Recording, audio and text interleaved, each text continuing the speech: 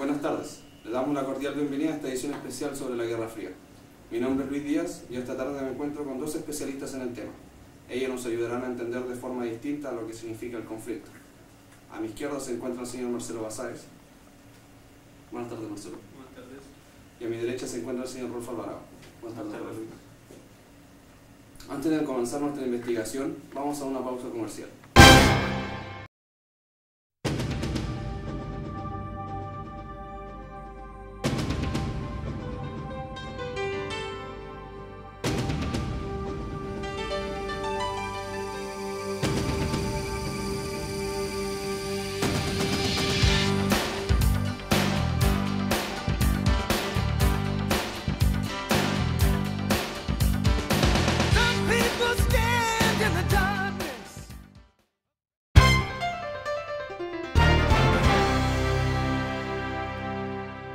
Estamos una vez más de vuelta. En la historia de la humanidad no ha sido infrecuente que haya guerras con discrepancias entre aliados. A pesar de ello, a partir de lo sucedido en 1945, revestió una especial significación, porque se trató de una discrepancia sustancial. La Gran Alianza, que había permitido derrotar a los fascismos europeos y el expansionismo japonés, se rompió cuando recién acababa la Segunda Guerra Mundial. Se iniciaba la Guerra Fría. Este concepto designa esencialmente la larga y abierta rivalidad que enfrentó Estados Unidos y la Unión Soviética y sus respectivos aliados tras la Segunda Guerra Mundial. Una de las principales características de esta guerra es la falta de conflictos bélicos. Es por esto que se denomina Guerra Fría. Buenas tardes, Rolf. Cuéntanos tu opinión sobre el comienzo de la guerra. Analizando el tema, podemos deducir que la ruptura de estas grandes potencias no fue inmediata, pero tampoco fue inevitable, dado que Roosevelt había soñado en Yalta un mundo en el que las dos grandes superpotencias que lograron salir de la Segunda Guerra Mundial, las cuales fueron la Unión Soviética y Estados Unidos, pudieran convivir o coexistir en un mundo en el cual ambos se pudieran apoyar, lo cual necesitaba Stanley, ya que él necesitaba reconstruir su Unión Soviética, necesitaba el poder económico que tenía Estados Unidos en esos momentos. ¿Y quién necesitaba reconstruir Stalin en ese momento? Su Unión Soviética, la cual era en la actual Rusia, y principalmente Alemania, la cual fue realmente devastada por todas las potencias en cuales se tiraron contra el imperio nazi. Cuando hablamos de Yalta, ¿a qué nos referimos? De Yalta podríamos decir que fue uno de los más célebres hechos que fue realizado en el siglo XX, uno de los hechos más diplomáticos que podían haber hecho la Unión Soviética en conjunto con los americanos, que son los estadounidenses, y Gran Bretaña, en la cual decían que iban a hacer una estabilización militar. ¿A qué te refieres con estabilización militar? Simple, estabilización militar quería decir que la política, la economía y la sociedad si iban a apaciguar o simplemente a cambiar su pensamiento de guerra o de repudio entre sí. O sea, estaríamos hablando de buscar paz entre todos nosotros. Claro, precisamente eso. Muchas gracias, Rolf. Buenas tardes, Marcelo. Buenas tardes, Luis. Bueno, Marcelo, cuéntame qué pasó a principios de 1946. Bueno, tenemos en nuestros archivos que en enero se produjo un gran choque entre la ONU y los iraníes. ¿Ya? Debido a que Rusia, ahora nosotros la llamamos Rusia, pero en ese tiempo nos referimos a Unión Soviética. ¿Ya? Está ocupando territorio certificado por la ONU que era de los iraníes. ¿Ya? ¿Ya? Entonces acá vemos una clara violación de los pactos, podríamos llamarlo así, hechos entre las naciones. Ya. Rolf, ¿a qué se refiere cuando hablamos del llamado telón de acero? El llamado telón de acero. Se podría decir que fue la separación de la Unión Soviética con el resto de Europa, lo cual dijo Churchill en el célebre discurso que dijo, si no me equivoco, en los Estados Unidos en una de sus visitas. Ya. Marcelo, ¿generó esto algún tipo de reacción soviética? Porque tenemos que recordar de que lo que se buscó fue una demarcación del territorio. Bueno, claro, la respuesta soviética fue de inmediata, ¿ya? Y Stalin denunció esto como una llamada a la guerra. Rolf, cuéntame sobre Truman y sobre Marshall. Al hablar de Truman, estamos hablando del presidente de los Estados Unidos, quien fue informado de un ensayo que se hicieron en lanzamientos de bombas nucleares, las cuales fueron óptimas. Por lo tanto, él decidió mandar la bomba a Hiroshima y lanzarla. Ya, o sea, nosotros podemos decir de que se hicieron pruebas Claro. de la bomba nuclear. Fueron pruebas que se hicieron en el océano. Ya, y luego de estas pruebas, Truman se podría decir que aceptó el lanzamiento de esta en Japón. Claro. Él fue el que dijo, vamos a hacerla. O sea, él fue la última voz. Él. Ya, y cuando hablamos de Marshall, ¿a qué nos referimos? Marshall. Marshall fue el general norteamericano, fue un jefe de Estado, fue, si no me equivoco, secretario de Estado, secretario de Defensa, entre tantas cosas que fue. Pero su principal vocación era un militar profesional, el cual fue de absoluta, se podría decir, él era el cabecilla de las operaciones militares en esa época. Él era la última palabra en todo lo que se hacía en la milicia norteamericana. Muchas gracias, Rolf. Cuéntame, Marcelo, qué pasó luego que se terminara la alianza. Bueno, y se asentó una política de exterior. Aquí vemos cómo Truman quiso ayudar al resto de las naciones. Bueno, aquí Truman obviamente dice que expresa su deseo al querer ayudarlo. ¿Y cómo expresó ese deseo? ¿Mediante qué? A través de un discurso. Eso en el ámbito de la llamada doctrina de Truman. ¿Pero qué hay del plan Marshall? Sabemos que en el plan Marshall, Estados Unidos muestra Bueno, Estados Unidos lo único que quería era ayudar a Europa, ¿ya? Aportar con dinero y... Bueno, obviamente esto parece demasiado generoso, ¿no es cierto? Aportar con la reconstrucción de Europa y ellos querían que fuera una cosa rápida. Pero Churchill, que lo vio desde el punto de vista de conveniencia para Estados Unidos, habló en contra del plan Marshall. Ya. Por tanto, esto generó una ruptura en Europa, la Europa occidental que va a iniciar un rápido crecimiento económico, y la oriental, sometida a la Unión Soviética. ¿Cuál fue la respuesta soviética para esto, Rolf? La respuesta soviética fue de obligar al gobierno checoslovaco a renunciar al plan Marshall. Y en 1947, en septiembre, formó Cominform, que era la oficina de información política y obrera. Bueno, fue con esto que se consolidó la ruptura de los bloques, y se podría decir ciertamente que con esto comienza la Guerra Fría, generando crisis a nivel internacional en toda Europa. Marcelo, cuéntame sobre la doctrina de Danov. Bueno, tenemos que saber primero que la Cominform fue formada en respuesta a los planes Marshall y J. Danov, ¿ya? J. Danov, enviado por la parte soviética, venía a expresarnos la doctrina de ellos, no olvidemos los soviéticos, que sería parte de la Guerra Fría. Bueno, entonces podemos deducir que la doctrina de J. Danov había marcado el punto de no retorno en la conversación de la Europa central y oriental, la que era obviamente dirigida por Stalin de la Unión Soviética. Una tras otra, las naciones denominadas por el Ejército Rojo fueron constituyéndose en lo que se vino a denominar las democracias populares. Entre ellas se encontraba el Partido Único, la colectivización de la tierra, la planificación económica centralizada, la prioridad a la industria de base o quizás la persecución de cualquier tipo de descendencia. La Unión Soviética extendía su modelo en su área de influencia. Rolf, cuéntame qué pasó paralelamente con Stalin. Stalin en esos momentos sufrió un problema al querer alinear férreamente los países satelitales que estaban dentro de la férula de Moscú, mientras que en la Yugoslavia de Tito existían conflictos o guerrillas comunistas, las cuales comenzaron a expulsar el ejército eje. Cuéntame ahora sobre la crisis de Berlín y la participación que tuvo Alemania en ella. Hizo que la antigua capital, Reich, fuese dividida en 4 zonas, la cual precisamente estaba centrada en el corazón del movimiento soviético. ¿Yo? Y conjunto a las crecientes discrepancias que tenían los antiguos aliados, forjó que hicieran aún más latente y predominante el conflicto de Berlín en la Guerra Fría. Y sobre Praga, me parece que está muy pegado el tema de Praga. Tú te refieres al golpe de Praga, ¿verdad? Por supuesto.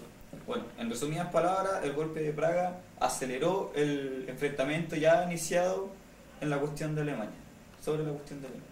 ¿Y qué generó esto? Esto generó una discrepancia política al tratar de nivelar los estatus. Ya. Es cierto que al mismo tiempo que la Casa Blanca hacía creer al Kremlin, no dudarían usar la fuerza para hacer respetar los corredores aéreos que unían a Berlín con la Alemania Occidental.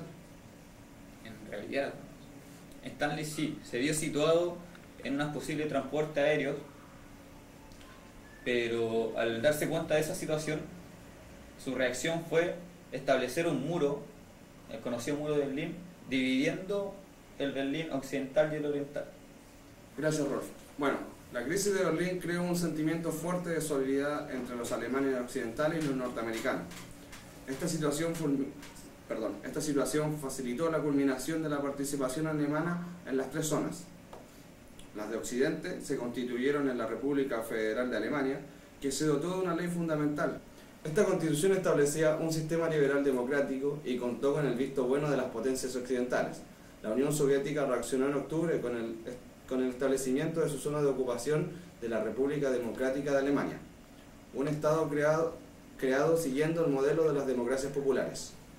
Esta partición de la Alemania era la concreción en el corazón de Europa. Se generaba la división bipolar.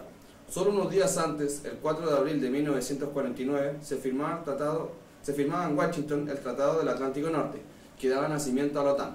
Nos ocuparemos más adelante del nacimiento de esta estructura bipolar, que caracterizó al mundo durante el periodo de la Guerra Fría. Bueno, ahora nos dedicaremos a hablar sobre el tema bipolar, pero antes de eso iremos a una pequeña pausa comercial.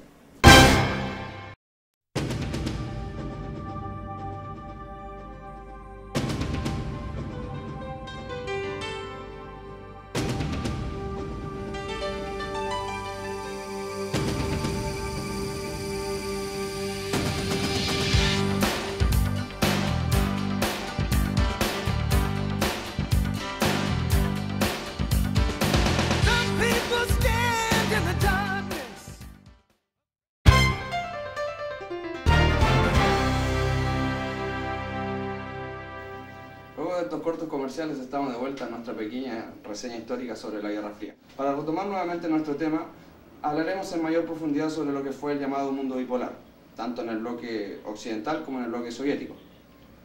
Podemos deducir que en el bloque occidental está conformado y dirigido por países de economía capitalista, con un alto nivel de desarrollo y sistemas políticos democráticos. El levantamiento de las trabas al comercio mundial, patrocinado y gestionado por instancias internacionales, como el Fondo Monetario Internacional, o más conocido como FMI, proporcionaron los intercambios comerciales y monetarios, lo que evitó tendencias aislacionistas. La Europa occidental había iniciado un camino unitario en el que la integración económica tenía un papel esencial. Cuéntame, Rolf, sobre la llamada Red Mundial de Alianzas. Gracias, Luis. Bueno, en el tiempo de Truman se logró consolidar un tratado llamado Tratado de Río, el cual fue en 1947. Esta iniciativa fue concluida en 1948 con la fundación de la Organización de los Estados Americanos, la cual era basada prácticamente en tratar de igualar las diferencias de poderes entre Norteamérica y el resto de los países del continente. Esa organización era la OEA, ¿verdad? Claro, OEA. Bueno, eso sería una de las primeras alianzas. Sí. Pero por lo que yo tengo entendido existen más alianzas. Claro, Luis. También teníamos dos grandes alianzas que fueron muy importantes, que fue la de SEATO y la de ANZO. La de ANZO fue posterior a la guerra de Corea en 1951, donde se firmaba un tratado en Pacífico. Bueno, eso es con respecto a ANZU, claro. ¿Ya? Perdón, ANZUS. ¿Y qué hay ahora de SEATO? SEATO. Bueno, SEATO fue creada en 1954 y sus siglas en inglés quieren decir Organización del Tratado de Asia del Suroeste. Ya, ¿y quiénes componían esta alianza? Estaba compuesto por Gran Bretaña, Francia, Filipinas, Pakistán y Nueva Zelanda. Eran los 5 países. ¿Y luego qué pasó con SEATO? Al mismo momento que se firmó la alianza de SEATO, estaba firmándose un, ¿cómo se puede decir? Un tratado, que se llamaba el Tratado de San Francisco con Japón, el cual era un antiguo enemigo de los Estados Unidos. Muchas gracias, Rolf. Eso sería en el ámbito del bloque occidental. Ahora procedemos a analizar el bloque soviético. Como lo dijimos en un principio, estamos hablando del tema bipolar.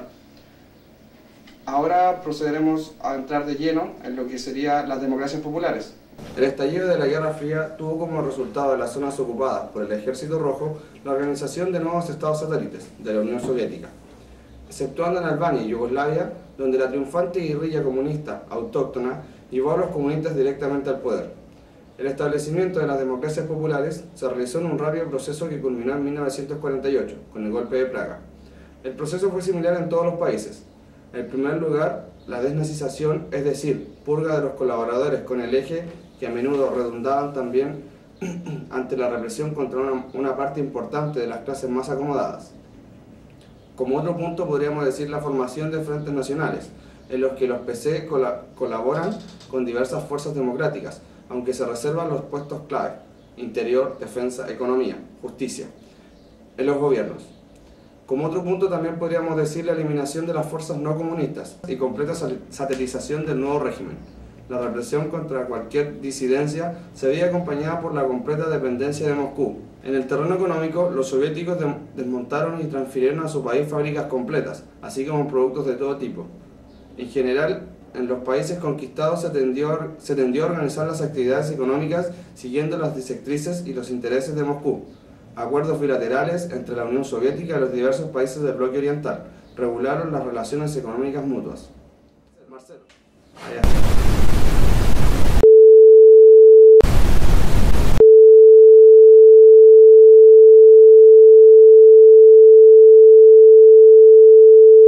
Bueno, estimados televidentes, tengo el deber de informarles de que luego del percance que tuvimos en el set anterior hemos tenido que improvisar este set.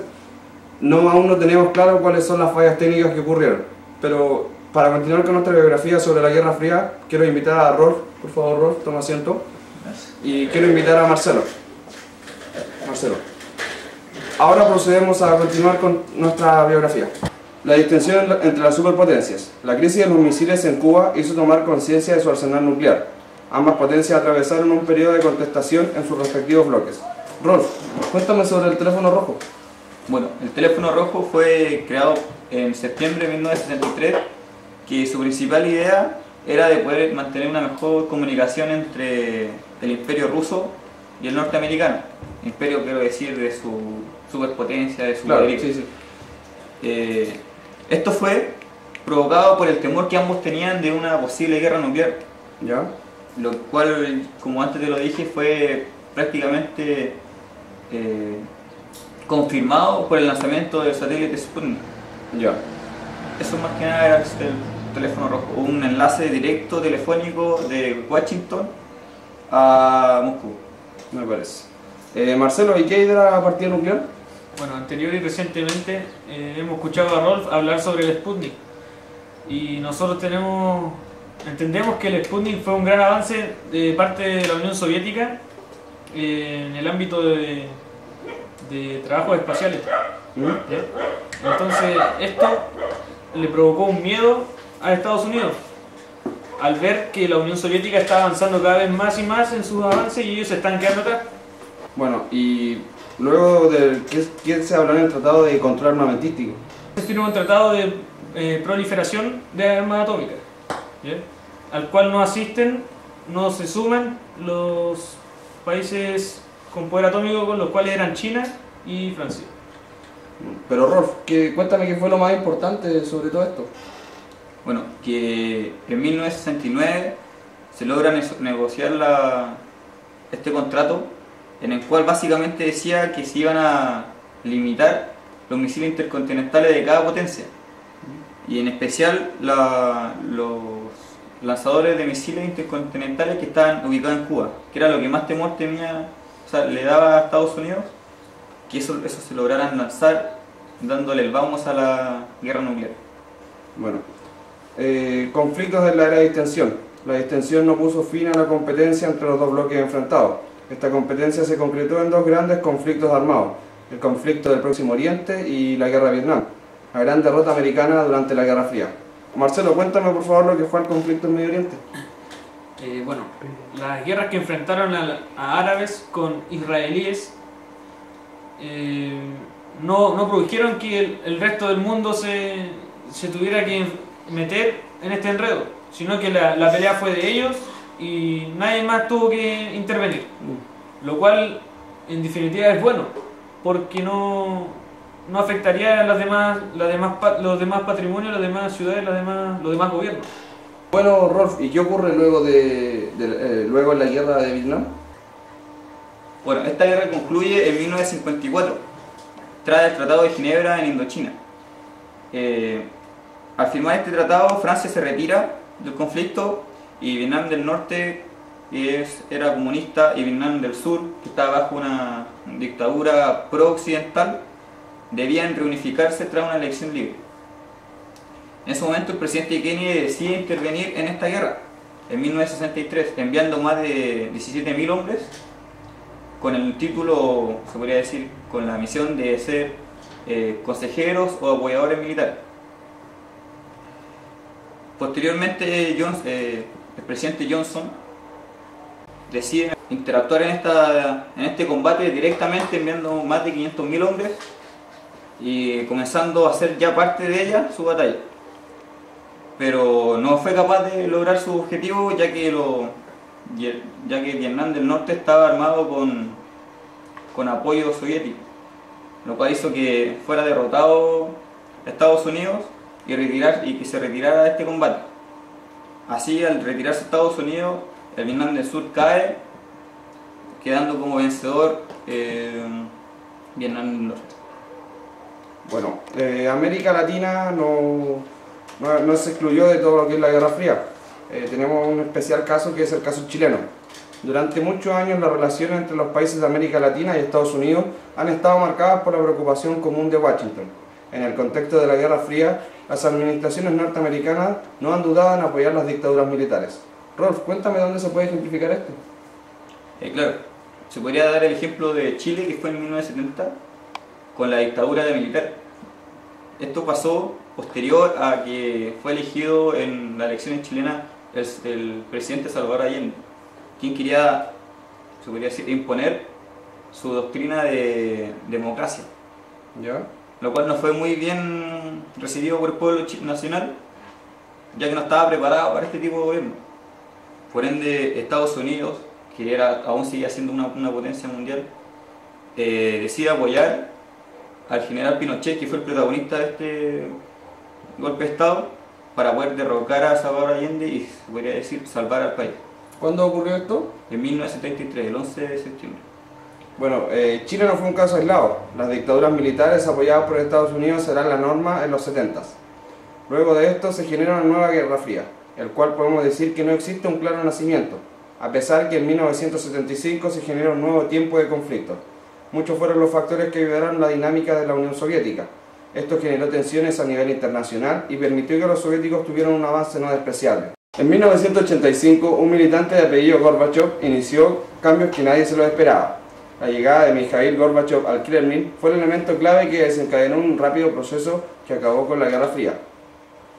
Con esto ya dejamos en claro que el fin de la Guerra Fría ya estaba muy cerca. El derrumbe de la Unión Soviética dejó a Estados Unidos como la única superpotencia mundial. La victoria en la Guerra Fría borró los recuerdos de la derrota en Vietnam. En adelante, Washington podrá ejercer el papel de gendarme mundial, sin miedo a la concurrencia de otras superpotencias. Estimados televidentes, con esto damos término a lo que fue nuestra reseña sobre la Guerra Fría. Queremos agradecer su sintonía y será hasta una próxima vez. Buenas tardes.